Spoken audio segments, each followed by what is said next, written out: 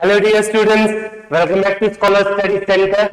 मैं रॉबिन चौधरी, आपका होस्ट, आपका मेंटर, एक बार फिर आपका स्वागत करता हूं हमारी 30 डे स्कोर बूस्टर सीरीज में। साथियों, जैसा आप जानते हैं 25 अक्टूबर को सीजीएल टीयर 2 शेड्यूल्ड है एंड उसको टारगेट करते हुए प्रीवियस ईयर क्वेश्चंस की हम सीरीज चला रहे हैं, जिसमें एसएससी सीजीएल 2022 के टीयर 2 में जो एसएससी ने इंग्लिश के पेपर में क्वेश्चंस पूछे थे उसको सेगमेंट वाइज ब्रेक करके दोस्तों, जैसे ग्रामर के क्वेश्चंस अलग, वोकैब के क्वेश्चंस अलग एंड पैराजंबल्स के अलग, सेंटेंस अरेंजमेंट के अलग, इस तरह से चीजें करके हम उस सीरीज को चला रहे हैं फ्री ऑफ द कॉस्ट, जिससे कि स्टूडेंट्स अपनी मैक्सिमम प्रैक्टिस कर पाए। मॉक टेस्ट अगर वो लगा रहे हैं, कोई चीज उनको मॉक टेस्ट में नहीं आ रही है, गलत हो रही है, उसका सॉल्यूशन उनको मिल पाए एंड अल्टीमेटली जो 25 अक्टूबर को पेपर शेड्यूल्ड है उसमें वो अच्छा परफॉर्म कर पाए। ठीक है, तो दोस्तों अगर आप एक सीजीएल मेंस के एस्पिरेंट हैं, मेंस के पेपर में अपीयर होने वाले हैं, तो ये सीरीज आपकी बहुत ज्यादा काम की है एंड मेरी आपसे रिक्वेस्ट है आप इसको मिस बिल्कुल भी ना करें। जुड़े रहने के लिए, अपनी पढ़ाई कंटिन्यू करते रहने के लिए हमारी प्रैक्टिस सीरीज के साथ हमारे चैनल को सब्सक्राइब कीजिए, वीडियो पसंद आती है लाइक कीजिए एंड शेयर कीजिए दोस्तों। चलिए, आज हमारा इस सीरीज का डे 13 है। ठीक है, 13th सेशन है इस चीज का। इससे पहले हम 2 मार्च 3 मार्च को जो टीसीएस का पेपर था, जो एसएससी का पेपर था टीसीएस का बनाया हुआ, उसको डिस्कस कर चुके हैं। आज हम 6 मार्च 2023 को जो वोकैब एंड रिलेटेड क्वेश्चंस थे, जैसे वोकैब के हो गए, वन वर्ड हो गए, सिनोनिम्स, एंटोनिम्स, ईडियम्स, स्पेलिंग के क्वेश्चंस, ये सब डिस्कस करने वाले हैं आज के सेशन में। तो चलिए टाइम वेस्ट ना करते हुए स्टार्ट करते हैं दोस्तों। पहले क्वेश्चन की तरफ चलते हैं। पहला क्वेश्चन हमसे कह रहा है, क्या कहता है, पढ़ते हैं। Select the most appropriate antonym. ठीक है, एंटोनिम हमें देखना है। देखो बच्चे एक गलती क्या करते हैं कि जल्दबाजी में एंटोनिम वर्ड उनका पता है, वर्ड का मीनिंग पता है, लेकिन क्या कर देते हैं कि जल्दबाजी में एंटोनिम की जगह सिनोनिम, सिनोनिम की जगह एंटोनिम लिख देते हैं। ये चीज आपको याद रखनी है कि आपसे ऐसी गलती ना हो। ठीक है, तो एंटोनिम देखना है हमें। The manager decided to resign from his post. ठीक है, मैनेजर ने रिजाइन करने का फैसला किया as the bank was declared to be insolvent। Underline word क्या है हमारा, इंसॉल्वेंट। बच्चों इंसॉल्वेंट का मतलब होता है दिवालिया।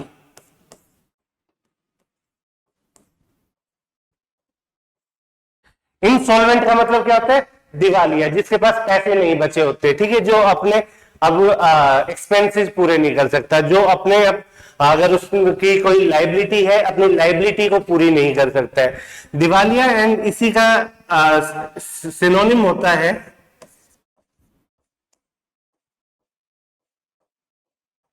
बैंकरप्ट। ठीक है, बैंकरप्ट इसका सिनोनिम होता है किसका, इंसॉल्वेंट का। हमसे पूछा क्या है, इंसॉल्वेंट का एंटोनिम पूछा है, तो सिनोनिम तो नहीं पूछा। तो जिसके पास पैसे नहीं है वो इंसॉल्वेंट, जिसके पास बहुत ज्यादा पैसे हो जाएंगे वो इसका एंटोनिम हो जाएगा। तो देखते हैं ऑप्शंस में कि किसके पास ज्यादा पैसे हैं। Option number 1 independent. इंडिपेंडेंट का मतलब होता है फ्री, आजाद। ठीक है, जिसके ऊपर किसी का जोर नहीं चल रहा, जो अपनी मर्जी का मालिक है। तो ये तो ऑब्वियसली नहीं है इसका एंटोनिम, राइट। दूसरा कमर्शियल। कमर्शियल होता है व्यवसायिक, वाणिज्यिक, यानी रिलेटेड टू बिजनेस या रिलेटेड टू मेकिंग मनी। ठीक है, तो कमर्शियल भी नहीं होगा इसका एंटोनिम। तीसरा है एफ्लुएंट। दोस्तों एफ्लुएंट यहां पर वर्ड है, इसका मीनिंग क्या होता है, वेल्दी। वेल्दी का मतलब जिसके पास बहुत पैसे हैं, यानी कि having a lot of money.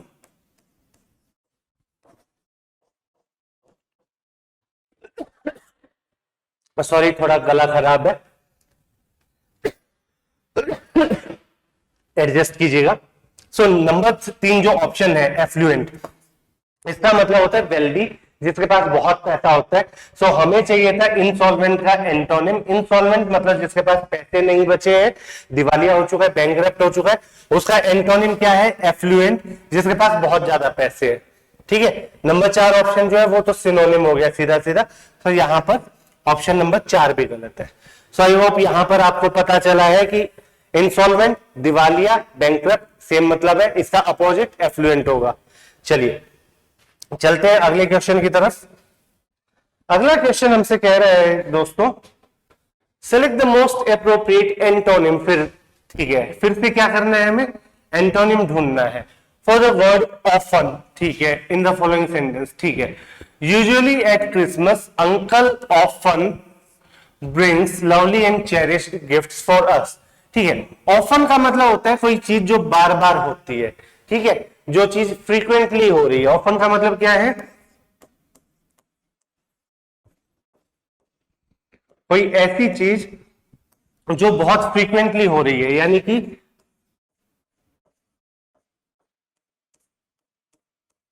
बार बार हो रही है, एक बार होके नहीं रुक रही, एक के बाद दोबारा भी होती है। सो फ्रीक्वेंटली इसका सिनोनिम हो गया। देखते हैं एंटोनिम, देखते हैं एंटोनिम में हमें वो चीज चाहिए ऑफन। ऑफन मतलब बार बार हो रहा है, और उसका एंटोनिम यानी कि जो बहुत कम होता हो, कभी कभार होता हो। ठीक है, तो वो वर्ड हम देखते हैं। ऑप्शन 1 शेल्डम, पहला ऑप्शन ही आपका है शेल्डम।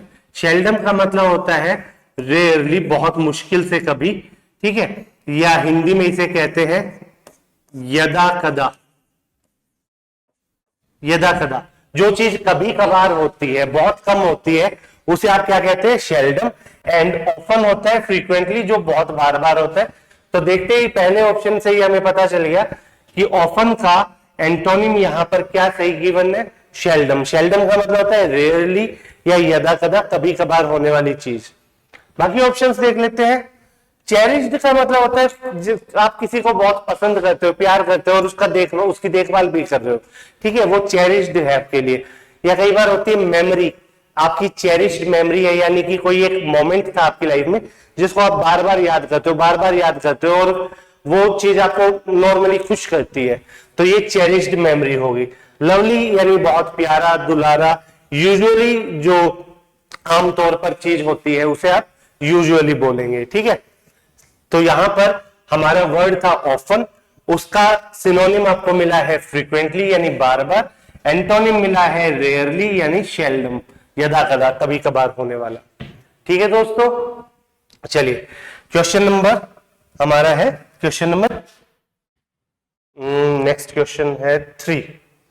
ठीक है, select the option that can be used as a one word substitute. ठीक है, हमें क्या करना है, वन वर्ड सब्स्टिट्यूशन देना है। किसके लिए, for the given group of words, the science and art of growing vegetables fruits and flowers. ठीक है, सब्जी, फल या फूल उगाने की साइंस या कला या प्रैक्टिस को क्या बोलेंगे, हॉर्टिकल्चर, बागवानी।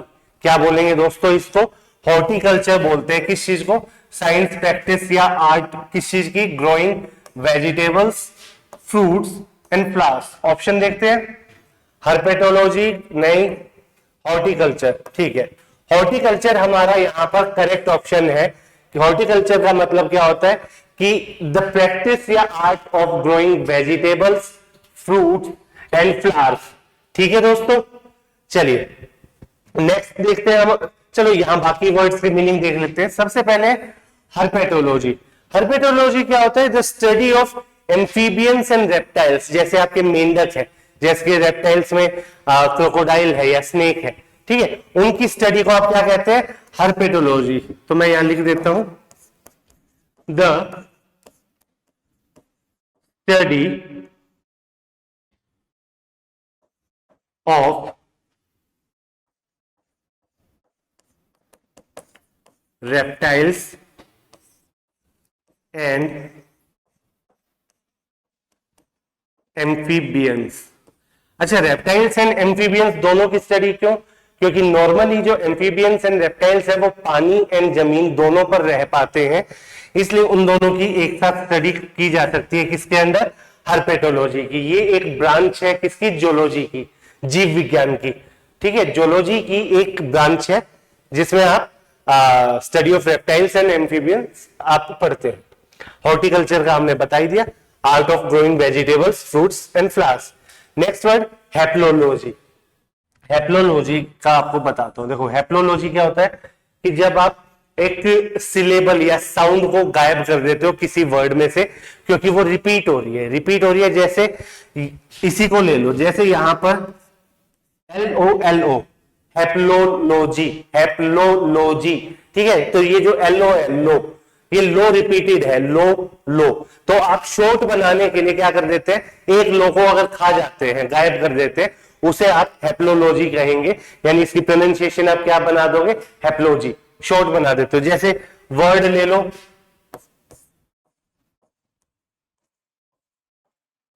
प्रोबेबली, ठीक है, प्रोबेबली यानी शायद। ठीक, तो प्रोबेबली को आपने जैसे बोल दिया शॉर्ट में प्रॉब्ली, ठीक है। अब ये प्रॉब्ली वर्ड कोई होता नहीं है, लेकिन हैप्लोलॉजी क्या कहता है कि आपने जो बी साउंड थी, रिपीट हो रही थी, उसके एक सिलेबल को गायब कर दिया। वहां पे प्रोबेबली को आपने बना दिया प्रॉब्ली, हैप्लोलॉजी को आपने बना दिया था हैप्लोलॉजी। सो ये चीज होती है ओमिशन ऑफ साउंड और सिलेबल। क्या होता है इसका मतलब,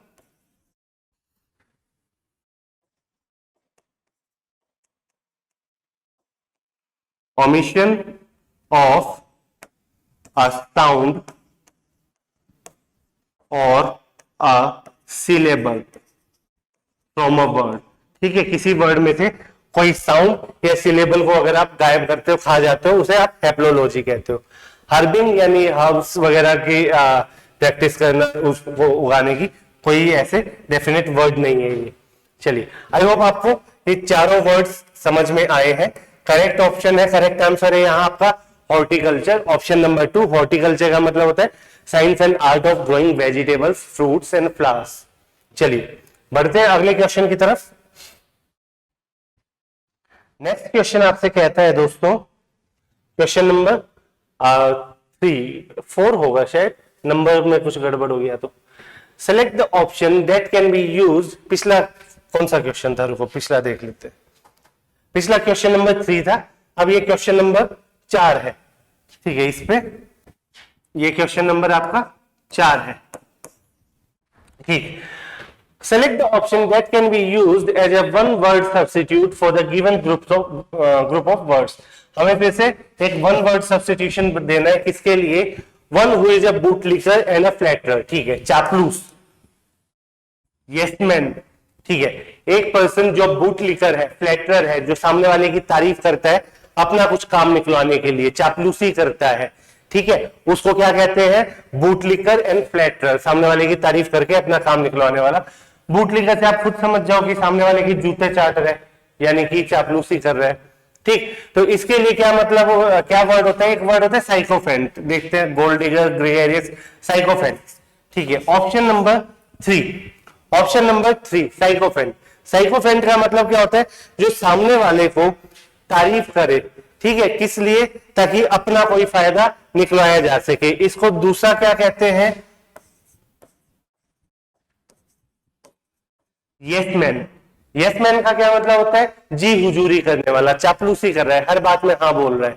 ठीक है, साइकोफेंट को यसमैन भी बोलते हैं। ठीक, अब है गोल्ड डिगर, बाकी वर्ड्स देख लेते हैं। गोल्ड डिगर, गोल्ड डिगर का क्या मतलब होता है कि एक ऐसा पर्सन, चाहे मेल हो या फीमेल, वो किसी दूसरे बंदे के साथ एक रिलेशनशिप में आता है, किस लिए, उस सामने वाले के पैसे के लिए। ठीक है, ताकि वो सामने वाले के पैसों पर ऐश कर पाए, उसके पैसों को एक्सप्लॉइट कर पाए, उसे एक्सप्लॉइट कर पाए। ठीक है, तो गोल्ड डिगर कौन होता है, जो किसी रिलेशनशिप में आता ही पैसों के लिए है, अपने निजी फायदे के लिए। ठीक है, तो इसको आप बोल सकते हो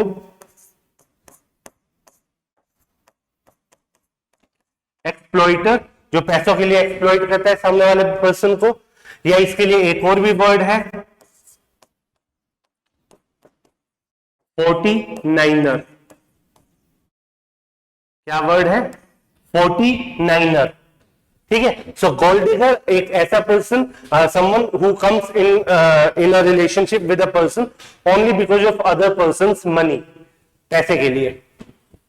देन ग्रिगेरियस, ग्रिगेरियस होता है काफी मेल जोल वाला, सोशल बंदा, सामाजिक बंदा, जो ग्रुप में रहना पसंद करता है, अलग रहना पसंद नहीं करता, जो समाज के हिसाब से चलना चाहता है।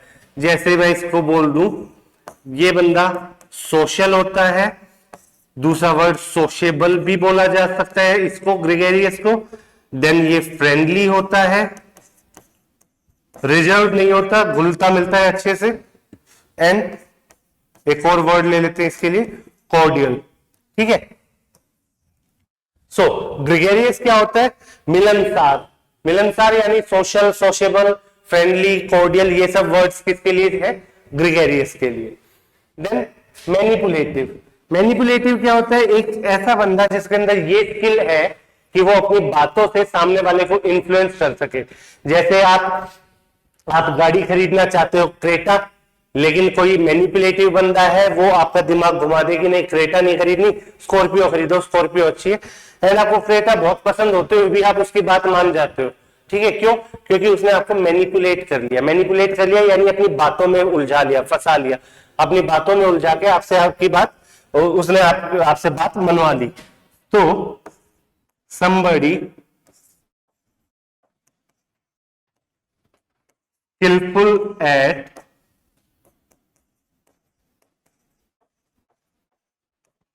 influencing people। ठीक है, एक ऐसा बंदा जिसके अंदर क्या स्किल है कि वो सामने वाले को इन्फ्लुएंस कर सकता है, सामने वाले के दिमाग को, उसकी सोच को, उसके डिसीजन को अपनी बातों से इन्फ्लुएंस करता है। ठीक, तो ये क्वेश्चन खत्म होता है। हमने क्या पढ़ा था? One who is a bootlicker and a flatterer, किसके लिए वन वर्ड सब्स्टिट्यूशन था? तो जूता चाटने वाला यानी आपका चापलूस, चापलूस यानी जी हुजूरी करने वाला आपका यसमैन, यसमैन यानी कि साइकोफेंट। आंसर है ऑप्शन नंबर 3। बाकी वर्ड्स का मतलब देखा था, गोल्ड डिगर जो किसी के साथ रिलेशनशिप में आता ही इसलिए है या आती ही इसलिए है ताकि सामने वाले के पैसे को यूज कर सके, पैसे को एक्सप्लॉइट कर सके, तो उसका सिनोनिम होता है एक्सप्लॉइटर, या एक ईडियम है उसके लिए 49er। ठीक है, ग्रेगेरियस, मिलनसार, सोशल, सोशेबल, फ्रेंडली, कॉर्डियल, ये सब किसके हैं? ग्रेगेरियस के। देन मैनिपुलेटिव जो स्किलफुल होता है लोगों को इन्फ्लुएंस करने के लिए। ठीक है दोस्तों, आई होप ये सारे वर्ड्स एंड इनसे रिलेटेड वर्ड्स आपको याद रहेंगे। नेक्स्ट क्वेश्चन की तरफ अगर हम चलें, नेक्स्ट क्वेश्चन है हमारा select the incorrectly spelled word. ठीक है, हमें गलत स्पेलिंग वाला वर्ड छाटना है यहां पर। फर्स्ट वन इज अबोरेंट, सही है। ठीक है, मतलब क्या होता है? मतलब बता देता हूं इसका, बहुत जो घृणास्पद होता है। ठीक है, एक सेकेंड,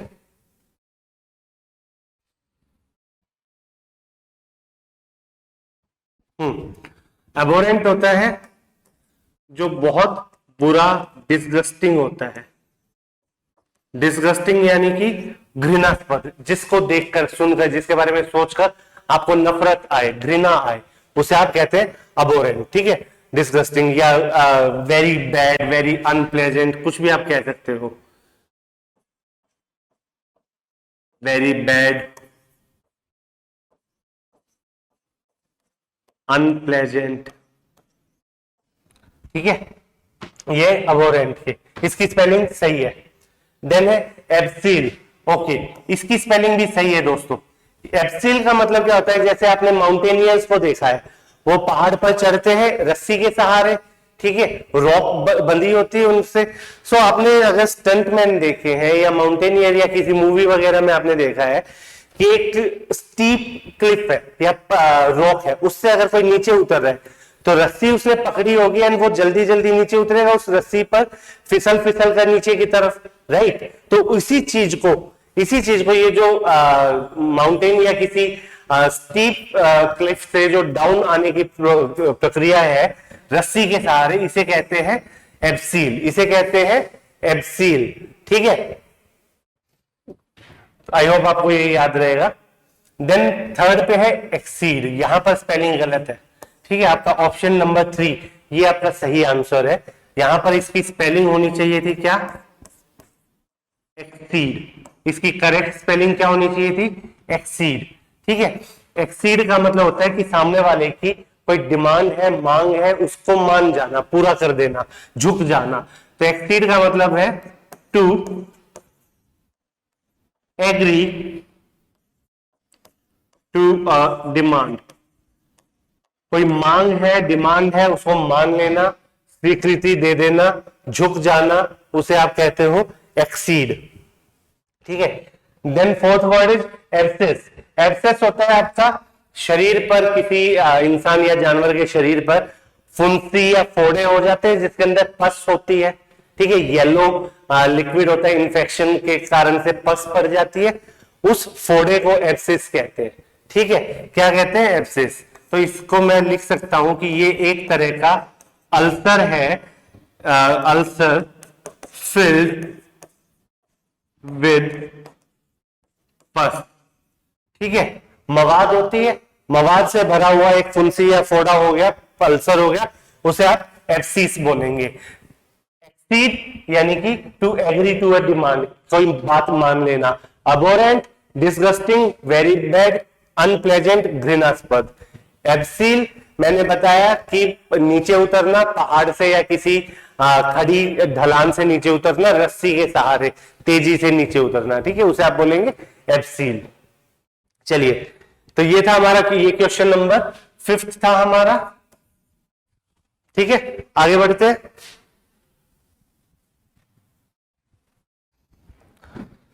नेक्स्ट क्वेश्चन यानी क्वेश्चन नंबर 6 हमसे कह रहा है, select the most appropriate meaning of the given idiom Achilles heels. ठीक है दोस्तों, एक मूवी आई थी काफी साल पहले, हॉलीवुड मूवी है ट्रॉय। मूवी का नाम क्या लिख रहा हूं मैं, यहां लिख रहा हूं, मूवी का नाम था ट्रॉय। ट्रॉय में क्या था, ट्रॉय एक किंगडम था, एंशिएंट किंगडम था, और इनकी लड़ाई चलती थी यूनान के साथ, ग्रीस के साथ। तो जो ग्रीस कंट्री था उस टाइम पे, उसका एक बहुत फेमस वॉरियर था, योद्धा था, जिसका नाम था एक्यूलीस। क्या नाम था, एक्यूलीस। अब चीज क्या थी कि ये अनडिफीटेड वॉरियर था, इसको आज तक तब तक किसी ने हराया नहीं था। लेकिन जब इनकी ग्रीस की ट्रॉय के साथ लड़ाई हो रही होती है, तो पॉइंट ये होता है कि एक्यूलीस को उस लड़ाई से पहले जो ट्रॉय जिसके ऊपर हमला किया गया था, जिस देश के ऊपर, उसकी राजकुमारी से प्यार हो जाता है। एंड उस युद्ध के समय एक्यूलीस उस राजकुमारी को जब बचाने जाता है, तो एक तीर उसकी बॉडी आर्मर से कवर्ड थी, एक तीर उसके एंकल में, टखने में जाकर लगता है, जिससे उसकी मौत होती है। तो जो एंकल वाला पॉइंट था, जहां पर उसकी बॉडी पर कोई आर्मर नहीं था, वो उसकी बॉडी का क्या निकला, एक वीक पॉइंट था, वल्नरेबल पॉइंट था। ठीक है, वल्नरेबल पॉइंट यानी कि कमजोर पक्ष, जिस जगह से आपको नुकसान हो सकता है। बाकी आपकी बॉडी, माइंड, हार्ट सब कुछ अगर बढ़िया चल रहा है, और एक एंकल के ऊपर तीर लगकर भी अगर आपकी मौत होती है, तो वो एंकल आपके लिए एक वीक पॉइंट है। तो हील यानी एडी, एंकल के पास का हिस्सा। तो एक्यूलीज हील क्या होता है, हमारा वीक पॉइंट, कमजोर पक्ष। देखते हैं, इररेलेवेंट नहीं, वल्नरेबल पॉइंट हाँ, ऑप्शन नंबर 2 वल्नरेबल पॉइंट इसका करेक्ट आंसर है। ठीक है, बाकी फास्ट रनर नहीं, कॉस्टली आइटम नहीं। सो करेक्ट आंसर क्या होगा आपका यहां पर, वल्नरेबल पॉइंट, या इसे कह सकते हैं वीक पॉइंट, कमजोर पॉइंट, कमजोर पक्ष किसी चीज का। चलिए, ट्रॉय मूवी से याद रखना, ब्रैड पिट ने रोल प्ले किया था एक्यूलीस का। चलिए नेक्स्ट क्वेश्चन की तरफ चलते हैं दोस्तों। नेक्स्ट क्वेश्चन यानी क्वेश्चन नंबर 7 है हमारा, select the most appropriate synonym of the underline word. ठीक है, सिनोनिम देखना है हमें। Bullying is a rather unacknowledged social evil. ठीक है, बुलिंग यानी अपने से कमजोर पर्सन को परेशान करना, छेड़ना, उसके साथ मारपीट करना, गाली गलौज करना, उसको हैरेस करना, उसे क्या कहते हैं, बुली करना किसी को। ठीक है, सो हमें वर्ड है अनएक्नॉलेज्ड। अनएक्नॉलेज्ड का मतलब होता है कि कोई चीज है लेकिन उसकी पहचान नहीं है, उसको माना नहीं जाता। जैसे मैं कहूं कि हमारे समाज में बहुत सी बुराइयां हैं, लेकिन जब तक उस बुराई को मानेंगे नहीं कि हाँ ये चीज बुराई है, तब तक सॉल्यूशन कैसे देंगे, ठीक कैसे करेंगे। तो उसका मतलब हो गया कि हमने उन बुराइयों को एक्नॉलेज छोड़ा हुआ है, जो मौजूद है, लेकिन उनको हम मान नहीं रहे हैं कि ये क्या वाकई में बुराई है। तो अनएक्नॉलेज्ड का मतलब हो गया आपके लिए समथिंग, कोई चीज है, समथिंग दैट एग्जिस्ट्स, जो चीज मौजूद तो है बट नॉट रिकॉग्नाइज्ड। ठीक है, कोई चीज मौजूद है लेकिन उसकी पहचान नहीं की गई है कि हाँ ये चीज अच्छी है, बुरी है या क्या है। ठीक, सो आइडेंटिफाई नहीं किया गया उसको। तो देखते हैं इसका पूछा क्या है हमसे, सिनोनिम पूछा है। ऑप्शन देखते हैं। ऑप्शन नंबर पहला ही ऑप्शन है अनआइडेंटिफाइड। अनआइडेंटिफाइड यानी कि नॉट रिकॉग्नाइज्ड।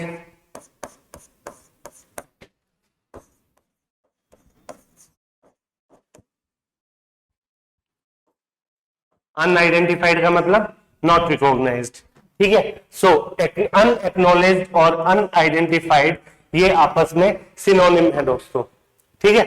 बाकी वर्ड देख लेते हैं। नोटेबल यानी उल्लेखनीय, ठीक है। उल्लेखनीय का क्या मतलब हो गया यहां पर, रिमार्केबल,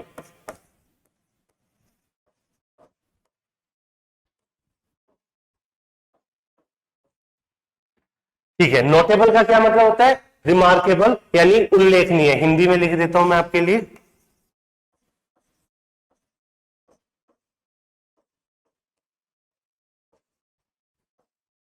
उल्लेखनीय, ठीक है। इनफेमस, इनफेमस होता है कि कोई फेमस तो है लेकिन गलत कारणों से, बदमाश है, कुख्यात है, कुख्यात, ठीक है। इनफेमस का मतलब नॉन फॉर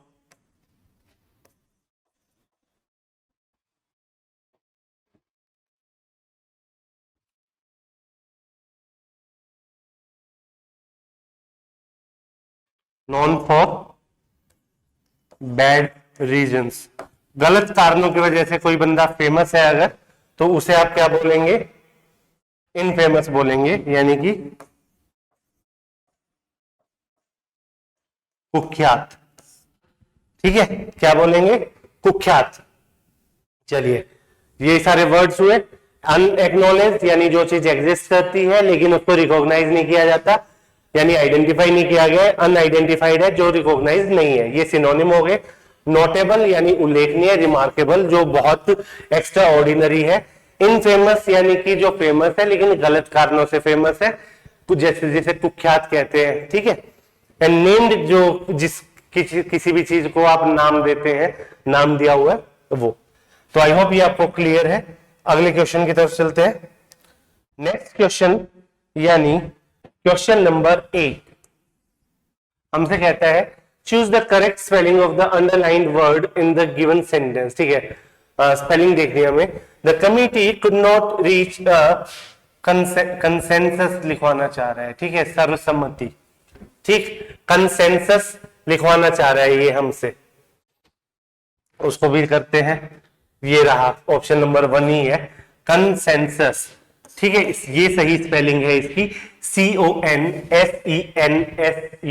कंसेंसस। इसका मतलब होता है जनरल एग्रीमेंट। जैसे आपका और मेरा दोनों का कंसेंसस है कि चोरी करना बुरी बात है, वो आपका और मेरा एक जनरल एग्रीमेंट है। थर्ड पर्सन का भी होगा, सभी लोगों का होगा, सर्वसम्मति है उस चीज में। बोलो है या नहीं, आम सहमति कह सकते हैं,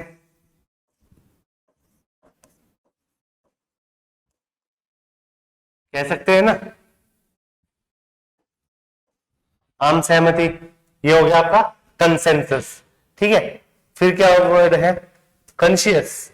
ये भी स्पेलिंग गलत है, कॉशियस भी गलत है। अच्छा, ये ऑप्शंस में इन्होंने स्पेलिंग गलत दे रखी है, ठीक है।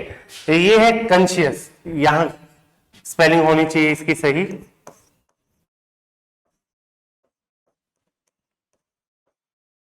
एक बंदा जो अवेयर है, ठीक है, किसी चीज को लेकर अवेयर है, या मैं कहूं सजग है, ठीक है, ये होता है कॉन्शियस। देन कॉशियस, कॉशियस का मतलब होता है जो सावधान है। पहले इसका वो लिख देता हूं, सही स्पेलिंग इसकी होगी कॉशियस। इसका मतलब जो सावधान है, ठीक है। क्या है, सावधान है, यानी कि अलर्ट है, यानी कि विजिलेंट है, ठीक है। कॉशियस है, केयरफुल है, यानी केयरफुल लिख लो, ठीक है। सावधान है, केयरफुल है, अलर्ट है, विजिलेंट है, वो क्या है, कॉशियस होता है आपका, ठीक है। देन यहां पर है कंसाइंशियस, इसकी स्पेलिंग भी गलत है, इसकी स्पेलिंग होगी